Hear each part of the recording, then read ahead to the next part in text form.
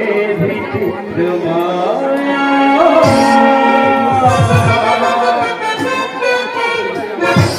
বাহু যোগেন্দ্র বাহুবলী যারা গর্বের কথা 12 মাসে 13টা রোগ লেগে থাকে আমার জীবনে ঠাকুরের ফুল কমা যায় তাও আমার পেটের রোগ কমা যায় আজ আমাশা কাল মাথা ব্যথা পরশু জন্ডিস তারপরে পায়ে ব্যথা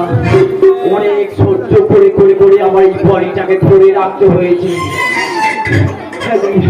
তবে গেছে